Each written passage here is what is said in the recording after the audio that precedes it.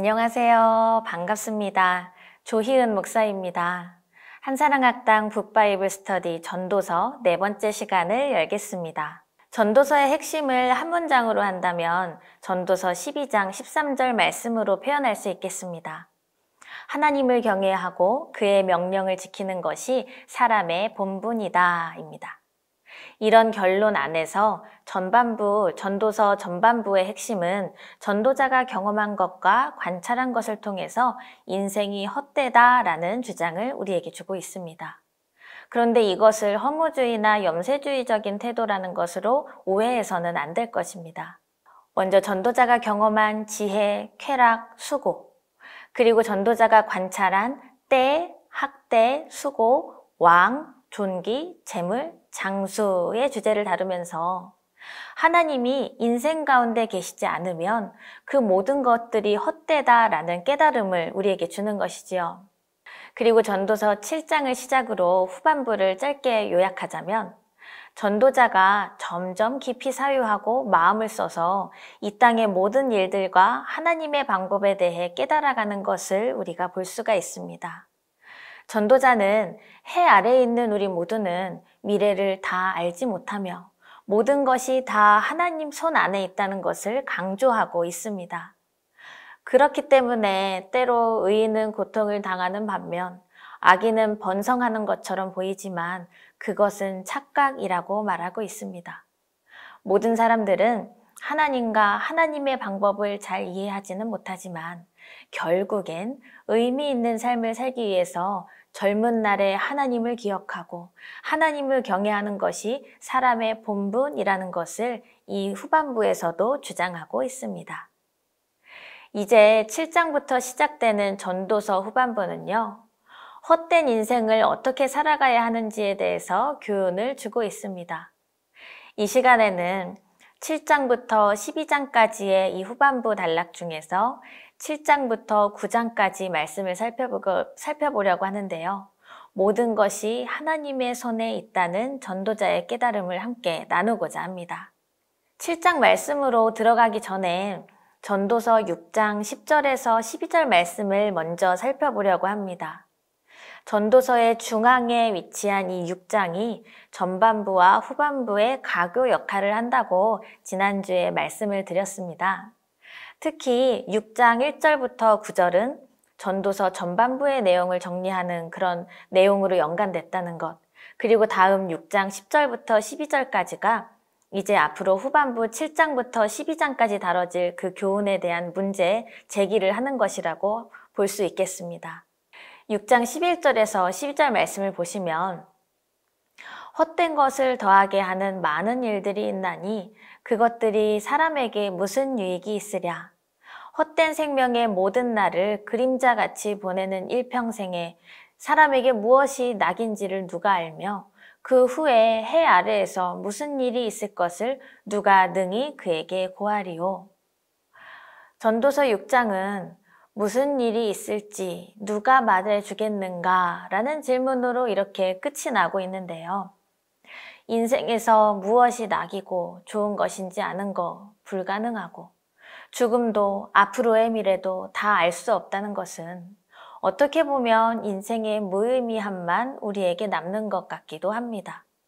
또한 인간은 한계가 있고 유한한 존재이기 때문에 그런 인간이 이런 것을 가지고 하나님께 논쟁하는 것도 전혀 유익이 없다는 것이죠. 우리도 이런 연약함과 한계를 느끼고 마치 회의주의자처럼 세상을 바라볼 때가 있는 것 같아요. 그러나 전도자가 하나님을 인정하며 우리에게 깨달음을 준 것처럼 인간은 좌절할 수밖에 없는 존재지만 우리 하나님께서는 우리를 넘어지게만 하지 않으시는 그러한 분이라는 것을 우린 기억해야 합니다. 사도 바울이 유명한 고백을 남겼지요. 내가 약할 때 가장 강함이니라. 이 역설적인 진리는 예수 그리스도로 인하여서 선포할 수 있었던 것입니다. 내가 아무것도 할 수 없다고 낙심되고 인생의 모든 것이 헛되며 의미 없다고 여겨질 때 그럼에도 우리에게 부어주시는 하나님의 은혜를 놓치지 마십시오. 그 은혜가 우리에게 있을 때 주님은 우리가 약할 그때에 곧 강하게 하시는 그 은혜를 우리에게 부어주시는 줄 믿습니다. 이제 7장부터 11장 8절까지의 주제를 보시면 모든 것이 하나님의 손에 있다라고 할 수 있습니다. 이것을 기억하면서 이제 7장부터의 말씀을 함께 살펴보려고 합니다. 7장은 지혜자와 우매한 자에 대한 말씀을 담고 있습니다. 무엇이 무엇보다 낫다라는 형식으로 비슷한 주제들을 언급하면서 점점 지혜의 영역과 우매의 영역을 비교하고 있는데요. 결국엔 말씀을 읽는 우리에게 선택하라는 것이라고 느껴져요. 더 나은 인생을 살기 위해서 우리가 무엇을 선택할 것인지 내 자신에게 묻고 선택해보라는 이 전도자의 뜻을 우리가 조금은 느낄 수 있습니다. 전도자는 7장 1절에서 좋은 이름, 명성 이것보다는 인생이 살아온 발자국이 더 중요하다고 말하고 있습니다. 이어서 7장 4절, 지혜자의 마음은 초상집에 있으되 우매한 자의 마음은 혼인집에 있느니라 하고 있는데요. 지혜를 배우려면 초상집에 가야 한다는 것이죠. 그러나 우매한 자는 쾌락적인 삶을 살고 있을 뿐입니다. 전도자가 앞선 본문에서 오늘을 즐기라 이렇게 했던 말씀과 비교가 되는 것 같아요. 결국 전도자의 그 태도는 마음껏 즐기다 떠나면 그만이다 라는 그런 의미가 아니었고요. 하나님이 주신 것을 진정으로 누리는 것이 중요하다는 지혜에 대한 그의 복잡한 여러 가지의 뜻을 우리가 엿볼 수 있습니다. 7장을 계속 보면 전도자는 아무도 자기의 미래를 알지 못한다고 말합니다. 그리고 지혜자와 우매한 자를 더 적극적으로 비교해 가면서 결국 지혜 아래 있는 것이 유익하다고 우리에게 주장하고 있습니다. 지혜는 곧 탐욕이라는 그 인간 본성의 문제와 연결되기 때문인데요. 7절에 탐욕이 지혜자를 우매하게 하고 뇌물이 사람의 명철을 망하게 하느니라 말하고 있습니다. 이것을 세번역 성경에서는 탐욕과 뇌물이 지혜로운 사람을 어리석게 만들고 그 마음을 병들게 한다라고 번역했습니다. 하나님께서는 십계명으로도 우리에게 탐심을 금하라고 명령하셨지요. 그래서 우리는 탐심을 끊어내고 멀리해야 하는 것입니다. 그런데 이런 모습이 세상에서 발빠르게 사는 사람들의 그런 틈에서는 어리석은 모습으로 보일지도 모르겠습니다. 탐욕이 있는 자들은 지혜자의 지혜를 우매하게 여기기 때문입니다. 하지만 그렇더라도 우리는 끝까지 탐욕을 끊어내고 끝까지 말씀에 순종할 수 있어야 합니다. 내가 복음을 부끄러워하지 아니하노니 라는 이 로마서 1장 16절에 우리 바울의 고백처럼 세상이 미련하다고 여기는 그 예수 그리스도 그 십자가의 길이 어떠한 모습이든지 우리가 다 받아들이고 은혜로 누리는 그 지혜가 지금 우리에게 필요하다는 것이죠. 오늘이라는 선물을 주신 그 하나님을 바라보면서 더 능히 우리가 감당할 수 있을 것입니다. 이어서 7장 14절을 보면 형통한 날에는 기뻐하고 공고한 날에는 되돌아보아라. 이 두 가지를 하나님이 병행하게 하사 사람이 그의 장래일을 능히 헤아려 알지 못하게 하셨느니라 말씀하고 있습니다. 전도서에서 그래도 유명한 구절 중 한 구절이죠. 전도자는 어느 누구도 미래에 일어날 일에 대해 알 수 없기 때문에 좋은 날이든 나쁜 날이든 그것을 받아들이라고 하는 것입니다. 잘 될 때는 그래서 기뻐할 줄 알고 또 잘 안 될 때, 문제가 생길 때에는 생각을 해봐야 한다는 것이죠. 그러므로 우리는요, 우리에게 주어지는 그 시간과 현재를 다 하나님의 주권 아래에 두어야 합니다. 모든 날, 모든 순간을 하나님께 의탁드리면 곤고함, 그 어떤 역경의 그런 모든 날도 낙심거리 자체로만 우리에게 남겨질 것이 아니라 하나님의 그 일하심을 받아들이는 믿음, 그분의 주권에 순종할 수 있는 그 지혜를 우리가 온전히 품을 수 있을 것입니다. 이제 이어서 15절에 접어들면서는 지나치게 의인이 되지도 말고 지나치게 악인이 되지도 말라고 전도자가 말씀하고 있습니다. 세상에 완전한 의인은 없으며 다른 사람의 말을 마음에 두지 말라고 말합니다. 이게 다 인간의 지혜와 의로움이기 때문에 완전함에 도달할 수가 없기 때문입니다. 그래서 7장 마지막에는 전도자가 끊임없이 지혜를 추구하지만 성공을 거두지 못했다라는 고백으로 그 결론을 맺고 있습니다. 29절, 내가 깨달은 것은 오직 이것이라. 곧 하나님은 사랑을 정직하게 지으셨으나 사람이 많은 꾀를 낸 것이니라. 모든 일을 위해서 성실하게 행했지만 전도자 자신이 발견한 것은 내가 원하는 것만을 찾고 있는 인간 본성의 그 어두운 근성, 그런 부패함 외에 아무것도 없다는 사실입니다. 그러므로 우리가 진정한 성공은 무엇일까? 우리가 고민을 해봐야 합니다. 삶의 의미를 찾은 인생, 하나님의 나라를 이 땅에서 살아내는 그 인생이 헛되지 않은 삶이라고 우리는 믿습니다. 이제 8장으로 가면요. 8장에서는 왕에게 복종하라는 명령, 그리고 악인들과 의인들에 대한 말씀을 우리에게 주고 있습니다. 7장에서 이제 전도자가 풀어냈던 그런 담론에 대해 새롭게 연결되는 이야기라고 볼 수가 있습니다. 8장은 1절에서 8절까지, 그리고 9절에서 17절까지로 단락을 구분할 수가 있습니다. 그럼 처음에 1장을 보면 누가 지혜자와 같으며 누가 사물의 이치를 아는 자이냐 라고 질문하면서 시작을 해요. 8장 내용은 이 관점으로 쭉 이어질 것인데요. 이어서 지혜도 헛되다라고 하는 고백을 하고 있는 이 전도자는 이번에는 지혜를 참 소중한 것이라고 표현을 하고 있습니다. 사람의 지혜는 얼굴에 광채가 나게 하고 얼굴에 사나운 것을 변하게 한다. 이런 말씀을 하고 있는데 여기서 변하다라는 단어가 중요한 것 같아요. 얼굴에 사나운 것이 변하는 것은 쉽게 되는 게 아니죠. 인생의 온도차가 달라진 것입니다. 그리고 굳었던 마음이 변화되는 것입니다. 그렇다면 지혜는 인생도 변화시킬 수 있는 그런 능력을 가지고 있다고 말할 수 있겠습니다. 이것이 곧 하나님의 크신 선물이라는 것도 우리가 인정하고 그것을 소유하기 위해 우리가 날마다 나아가야 할 것입니다. 하나님이 베푸시는 이 지혜의 선물이 우리 인생에 가득해서 우리의 삶 속에 능력으로 임하기를 우리가 날마다 소망했으면 좋겠습니다. 이제 2절을 보면 갑자기 먼저 왕의 명령을 지키라고 말씀하고 있습니다. 당시 전통적인 지혜 문학에서 잠언의 지혜 가르침에서도 왕에 대해서 연관을 하기도 하는데요. 지금 이 본문에서는 그런 왕과 권력자에게 백성은 그들에게 어떤 태도를 지녀야 하는가에 대한 그 중점을 이제 지혜와 함께 견주어서 풀어나가고 있는 내용입니다. 그래서 3절부터 6절까지를 보면 왕은 자기가 하고자 하는 것을 다 행하며 명령을 지키는 자는 불행을 알지 못한다고 말하고 있습니다. 그리고 지혜자는 때와 판단을 분별한다고 말씀합니다.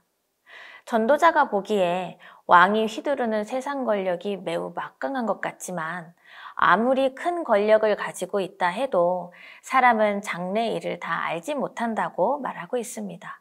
그리고 8절 말씀, 바람을 주장하여 바람을 움직이게 할 사람도 없고 죽는 날을 주장할 사람도 없으며 전쟁할 때를 모면할 사람도 없으니 악이 그의 주민들을 건져낼 수는 없느니라. 왕과 권세자일지라 해도 바람을 움직이게 할 수도 없고 죽는 날을 주장할 사람도 없으며 전쟁할 때를 모면할 사람도 없으니 악이 그 주민을 건져낼 수 없다는 그 한계를 거론하는 말씀입니다. 전도자가 8장 서두에서 제기했던 질문, 누가 지혜자와 같은가? 누가 사물의 이치를 깨달았는가? 이것에 답이라도 주듯이 그렇다면 인간의 한계를 다 드러내고 있는 이 말씀 속에서 누가 지혜자 같은지, 누가 사물의 이치를 깨닫는지 이 질문에 대해서 정답을 누구라고 생각하게 되시나요? 한 분이 생각나지 않으신가요? 인생은 유한하나 무한하신 존재이시며 창조주이신 우리 하나님만이 가능하실 것입니다. 온 우주 만물을 창조하시고 다스리시며 주인이 되시는 우리 하나님, 우리의 왕 되신 하나님을 찬양하는 우리의 인생이 되기 바랍니다. 세상 어느 누구도 따를 수 없는 모든 때를 정하시고 경륜하시는 하나님을 마음껏 높이면서 우리 하나님께 영광 돌리는 우리의 인생이 되기를 간절히 소망합니다. 이제 8장 9절부터 17절의 내용을 보시면 사람이 사람을 권력으로 쥐고 해롭게 하는 때가 있다고 말씀을 열고 있습니다. 왕과 권세자가 그런 식으로 독재자 노릇을 하는 까닭에 많은 이들이 고통을 당한다는 뜻인데요. 요즘도 사람이 사람을 수단으로 삼고 착취하는 그러한 일이 비일비재하죠. 한 사람의 권력자, 리더로 인해서 공동체와 국가가 고통받는 일도 참 많이 있습니다. 타인을 억압하는 자들, 악인들은 끝내 불행한 결말을 맞이할 것이 분명하다고 말씀에도 나와 있습니다. 10절에서 전도자는 그런 후에 내가 본즉 악인들은 장사지는 바 되어 거룩한 곳을 떠나 그들이 그렇게 행한 성읍 안에서 잊어버린 바 되었으니 이것도 헛되도다 라고 말하고 있어요. 전도자가 봤는데 그런 악한 사람도 죽을 때가 다 있다는 거죠. 그런데 그런 식으로 강압적으로 악하게 힘을 휘두르고 억압했던 그 사람도 죽어서 땅에 묻힌 다음에는 잊혀지고 마는 존재가 된다는 것입니다. 그렇다면 그렇게 나쁘지만 영향력 있으면서 그렇게 살았던 사람들도 다음에 죽고 나서 그렇게 잊혀지고 마는 존재가 된다면 우리는 살아있는 동안에 그럼 어떻게 살아야 할까요? 그리고 힘을 발휘할 수 있는 능력이 있을 때 그렇게 힘이 많을수록 우리는 그 능력을 어떻게 사용해야 할까요? 그리고 어떻게 사는 것이 제대로 사는 것일까요? 우리는 계속해서 이런 부분을 진지하게 고민해야 할 것입니다. 다음 11절을 보면 악한 일에 관한 징벌이 속히 실행되지 아니하므로 인생들이 악을 행하는 데에 마음이 담대하도다 라고 말합니다. 전도자는 악인이 빨리 징벌받지 않는 이 상황이 참 불편합니다. 창조주 하나님이 지으신 세상에서 선한 사람은 상을 받고 악한 사람은 벌을 받는 그 이치가 당연히 이루어져야 한다고 여기고 있는 것이죠. 의인과 악인, 이 악에 대한 징벌이 빨리 임하지 않으므로 악인들이 담대하기도 하지만 악인은 잘 되지 못하고 이제 그날이 그림자 같을 것이라고 이 전도자는 악담 아닌 악담까지 하고 있습니다. 그리고 이어서 8장 14절에 세상에서 행해지는 헛된 일이 있나니 곧 악인들의 행위에 따라 벌을 받는 의인들도 있고 의인들의 행위에 따라 상을 받는 악인들도 있다는 것이라. 내가 이르노니 이것도 헛되도다. 전도자는 악한 사람이 받아야 할 법을 의인이 받는가 하면 의인이 받아야 할 그 보상을 악인이 받는 것을 또 이제 정의에 대한 문제로 보고 이것을 헛되다, 헤벨이라고 여기고 있습니다. 전도자의 이 말씀에 대해서 어거스틴은 그의 책에서 이렇게 해석한 부분이 있는데요. 만일 하나님이 모든 죄마다 일목요연한 형벌을 들고 찾아오신다면 최후의 심판에서 셈할 것이 남아있지 않을 것이다. 반대로 만일 하나님이 이 땅의 죄를 분명하게 충분히 심판하지 않으신다면 사람들은 신의 섭리와 같은 것들이 존재하지 않을 것이라고 결론 내릴지 모른다. 전도자와 비슷한 입장도 가지고 있는 것 같죠. 그리고 전도자는 3장에서도 이제 심판에 대해서 주장한 적이 있습니다. 전도자의 이런 관점에서 심판은 악한 것에 대해 아주 명백히 가려내지는 못한다는 인식이 있죠. 하지만 하나님의 징벌과 심판이 지체되고 있다고 하나님이 침묵하고 계신 것은 절대 아닙니다. 13절에서 이 전도자가 악인들이 잘 되지 못하며 사는 날이 그림자같이 되는 이유는 그들은 하나님을 경외하지 않기 때문이다 라고 말합니다. 하나님은 악인들을 모른 척하고 계신 것이 아니에요.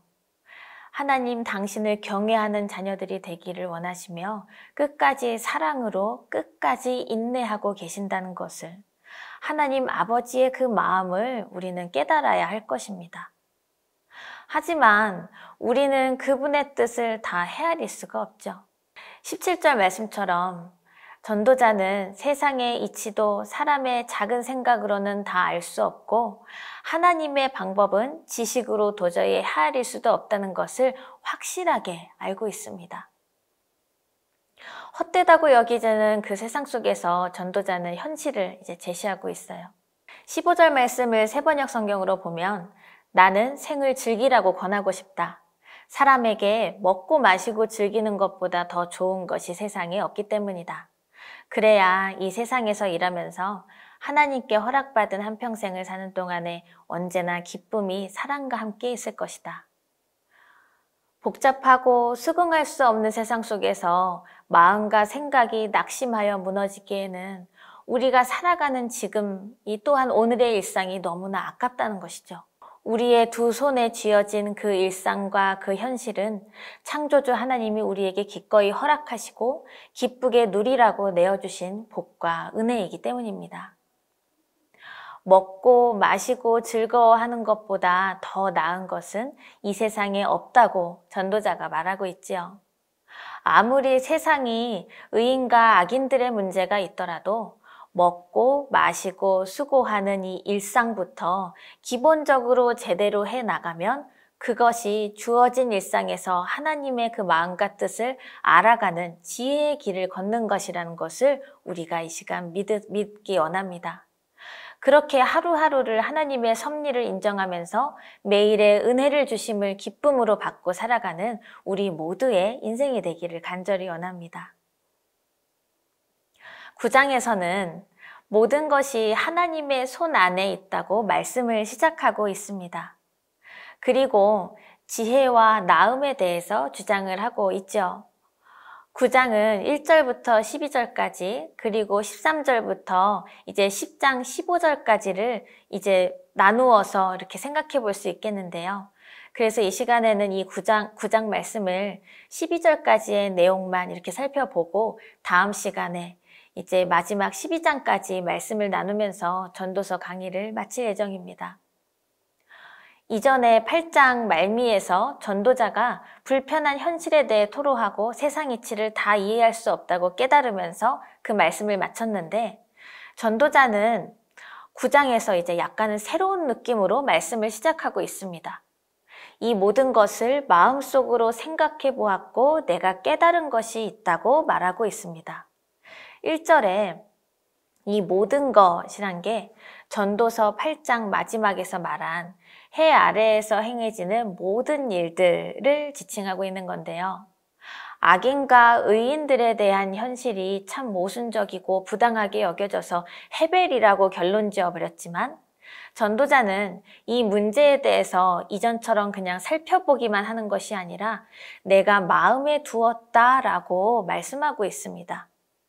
이 모든 일을 깨닫기 위해서 마음으로 깊이 되새겨 보았다라는 의미죠. 그동안 관심 가지고 살펴보기만 했던 이런 전도자가 더 깊이 마음에 새기면서 깨달은 것은 무엇일까요? 바로 의인이나 지혜자들이나 그들의 행위 모두 다 하나님 손안에 있다는 사실입니다. 또한 그들의 앞일을 아는 사람은 아무도 없다는 사실도 있지요. 그들의 그 사랑과 미움까지도 하나님의 손에 달렸다고 말씀하고 있습니다.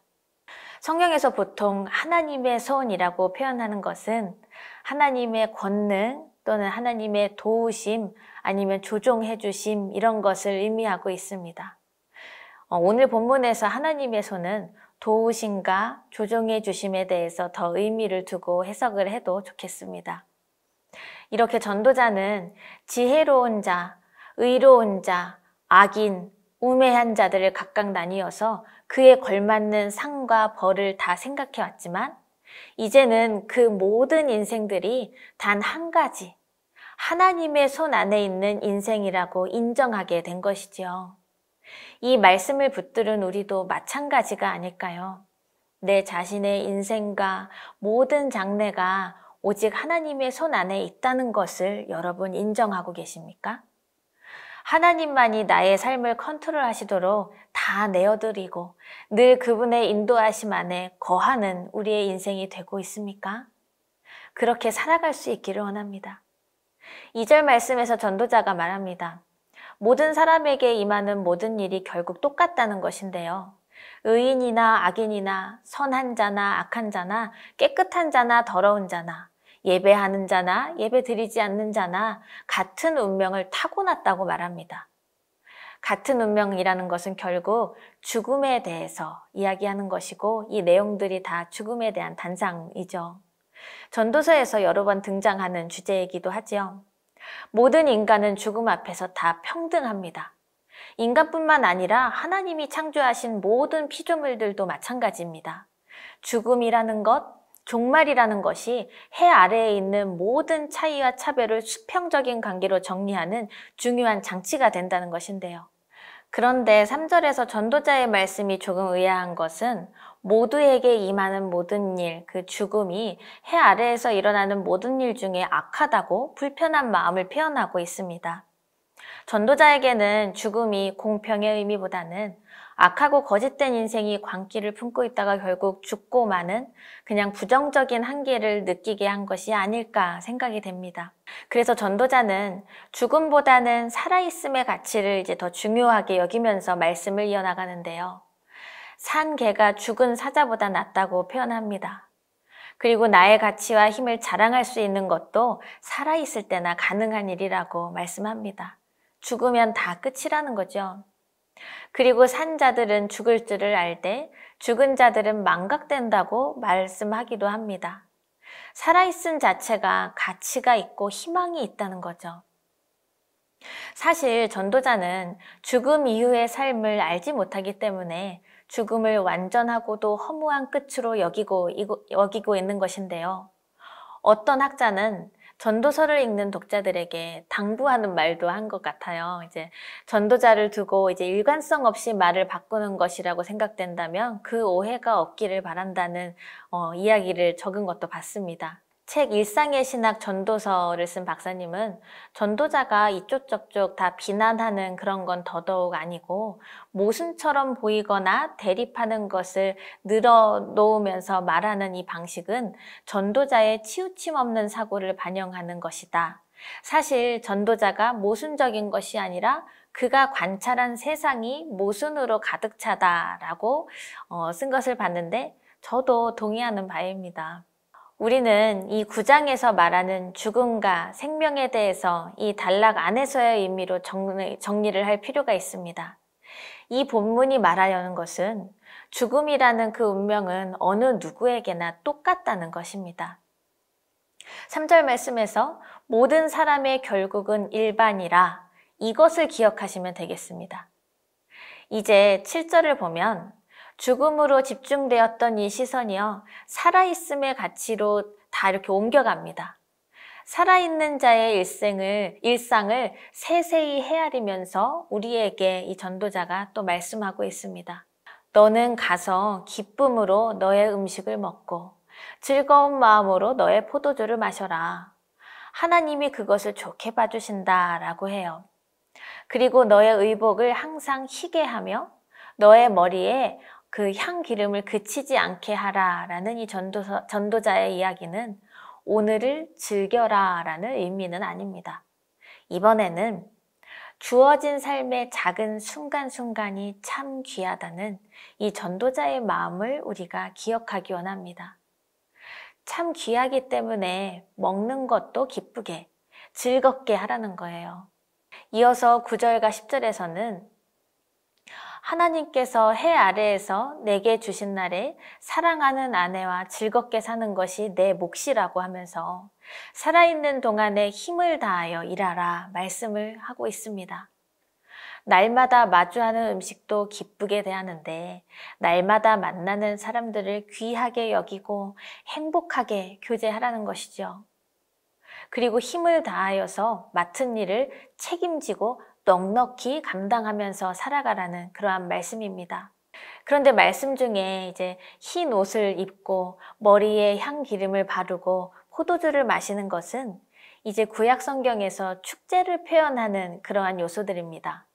그러므로 우리는 하나님이 준비하신 잔치, 그 축제에 기꺼이 참여할 수 있는 그러한 복을 누리는 자녀로 우리는 부름받았다는 것이죠. 이것을 믿으십니까? 그렇다면 하나님께서 준비하시고 우리를 초청하시는 그 일상이라는 축제에 우리가 기쁨으로 나아가시기를 간절히 바랍니다. 하나님께서 우리를 위해서 준비하신 이 축제는 어느 단 한 번의 이벤트가 아닙니다. 주어진 매일의 순간, 그 일상에서 이루어지는 그 기쁨의 시간들인 겁니다. 어떤 분은 이 9장 7절에서 이 10절까지의 의미를 일상을 하나님이 차려주신 밥상으로 대하라는 뜻으로 정리하셨는데요. 참 인상 깊고 의미가 깊은 것 같습니다. 하나님의 손을 의지하고 모든 것을 맡겨드린 인생을 사는 우리가요. 그 우리의 일상마저도 하나님으로 인해서 축제의 삶을 살아가고 우리의 삶에 기쁨이 가득할 수 있기를 간절히 소망합니다. 이제 남겨진 마지막 11절, 12절 두 절을 만나면서 이제 이 시간을 마무리하고자 하는데, 전도자가요, 하나님이 기쁨으로 즐기라고 허락하신 그 일상에 뜻하지 않은 여러 가지 일들이 생기는 것에 대해서 걱정하는 그러한 마음으로 말하고 있습니다. 아까 10절까지의 그 말씀만 나눴다면 늘 기쁘고 행복한 동행을 기대할 텐데요. 전도자는 아무리 일상에서 기쁨과 감사와 사랑으로 임하려고 해도 예측할 수 없는 어려운 일이 생긴다면 그 일상은 무너질 수밖에 없음을 벌써부터 인정을 또 하고 있습니다. 전도자가 생각해본 그 반전의 사건들은 이러한 내용들이 있습니다. 빠르다고 해서 달리기에서 이기는 것은 아니고, 용사라고 해서 전쟁에서 이기는 것도 아니더라. 지혜가 있다고 해서 먹을 게 생기는 것도 아니며, 총명하다고 해서 재물을 모으는 것도 아니며, 배웠다고 해서 늘 잘 되는 것도 아니다라는 것입니다. 불행한 일, 그 재난, 이것은 누구에게나 다 닥치게 되는 일들이죠. 오늘 말씀처럼 마치 물고기가 그물에 걸리고 새가 덫에 걸리는 것처럼 말입니다. 사람도 갑자기 덮치는 그런 악한 때, 즉 비참한 때를 피하지 못한다고 전도자는 말씀합니다. 사랑하는 여러분, 흘러가는 시간 속에서 우리의 인생은 이럴 때도 있고 저럴 때도 있습니다. 그러한 흐름 속에서 빨리 가던 자가 나중엔 더디 갈 수도 있고요. 더디 가던 자가 어느덧 저 앞에서 부지런히 갈 때가 있다는 것, 이런 것을 우리가 인정해야 할 것입니다. 그래서 어느 날 갑자기 재앙의 날, 비참한 때를 맞닥뜨리게 된다면 왜 내가 이런 일을 당해야 합니까? 화내거나 울부짖지 말고요. 주님, 제가 지금 무슨 일을 해야 합니까? 이렇게 먼저 하나님께 구하며 하나님의 그 손을 온전히 의지하고 받아들일 수 있는 우리가 되기 원합니다. 이것이 바로 전도자가 말하는 지혜로운 삶의 발걸음인 줄 믿습니다. 오늘은 이렇게 전도서 9장 12절까지 지혜의 말씀들을 함께 나누어 보았습니다. 함께 해주셔서 감사합니다.